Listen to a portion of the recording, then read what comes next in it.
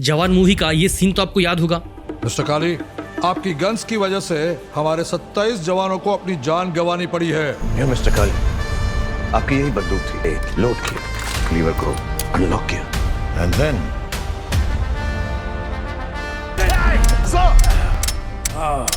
और ये एक सच्ची घटना है। वो वक्त था 1999।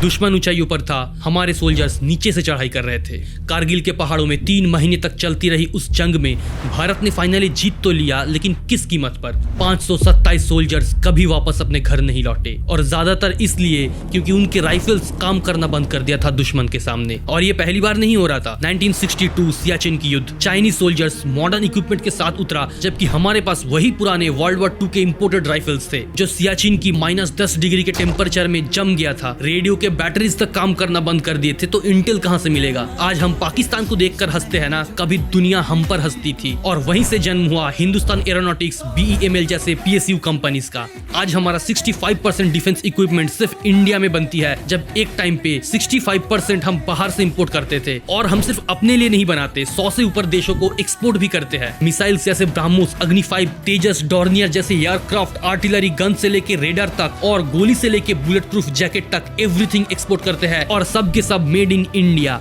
और इन 100 देशों में शामिल है अमेरिका, फ्रांस, UAE जैसे बड़े बड़े कंट्रीज। वह कुछ ऐसे कि मेक इन इंडिया के चलते गवर्नमेंट ने कुछ मेजर पॉलिसीज पे चेंज लाया। अगर कोई चीज इंडिया में बन सकता है तो आर्मी को वही यूज करना पड़ेगा। ऐसे इंडियन PSUs को ऑर्डर मिलने लगे। अगर हम खुद ही अपने देश में बना हुआ सामान जंग में यूज नहीं करेंगे तो दुनिया क्यों करेगी। नतीजा 2014 में जो डिफेंस एक्सपोर्ट इंडिया का सिर्फ 636 करोड़ था, 2024 आते आते बढ़कर 23,622 करोड़ हो गया। सिर्फ 10 साल के अंदर 34 गुना बढ़ा। और इससे भी बड़ी बात है कि इसमें गवर्नमेंट सेक्टर का जो कंट्रीब्यूशन है वो सिर्फ 35% है। बाकी के 65% प्राइवेट कंपनीज जैसे टाटा, महिंद्रा, L&T और अभी IDX जैसे स्टार्टअप्स भी आगे आ रहे हैं अपने anti drone guns, encrypted radios जैसे न्यू एज टेक्नोलॉजी के साथ। देखिए, आज अगर आप वेस्टर्न कंट्रीज से वेपन्स मंगवाओगे तो वो बहुत महंगा पड़ता है। अमेरिका से मंगवाओगे तो 100 तरह के रिस्ट्रिक्शंस के साथ आएगा, यानी अमेरिका जिसको चाहेगा उसी पे अप्लाई कर सकते हो, तो फिर क्या मतलब। और चाइनीज वेपन सस्ता तो है, लेकिन कौन भरोसा करेगा उस पे पाकिस्तान के अलावा। यहाँ पे इंडिया को दोनों तरफ से एज मिल चुका है, इसीलिए अगले 5 साल में 23,000 को 50,000 करने का टारगेट है। और इंडिया के बारे में ऐसे ही प्राउड मोमेंट्स जानने के लिए हमें फॉलो कीजिए। जय हिंद।